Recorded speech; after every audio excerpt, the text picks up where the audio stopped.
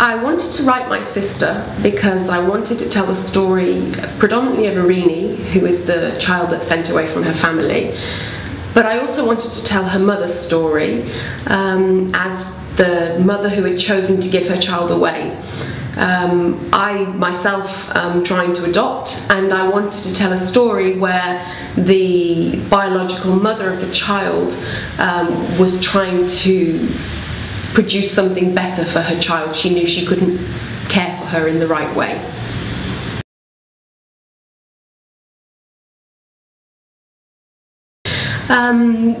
When I started writing my sister, I didn't know where the story would be going. I only knew that I would have two sisters in the story, one of whom lived with her family and the other one who was sent away. From there on, I started writing the story of Irini returning to her family home with really no idea of where the story was going to go. I had no idea that Elle was going to end up as such an interesting character.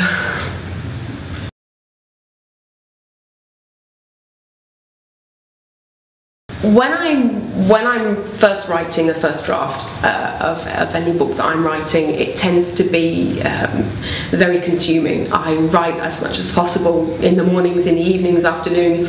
I wake up with ideas in the middle of the night and scribble those down. So the whole first draft might take me anywhere from 6 weeks to 6 months. Just depends on how the ideas come to me. But then to write the whole draft that's ready to be seen by another person takes me a lot longer, going back and editing things and sculpting it to be what I want, and picking out the threads of the story as I see it the best way.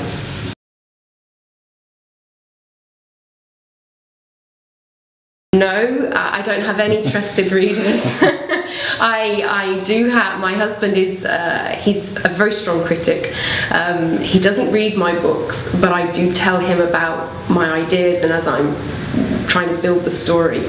So if there's anything that I'm thinking of, I usually tell him what I'm thinking of and he'll say, that doesn't sound realistic, or that's a terrible idea, don't go with that. And I tend to, because I know he's very critical and I want the book to sound as realistic as possible, that it could be real life. So I tend to take his advice quite a lot with that.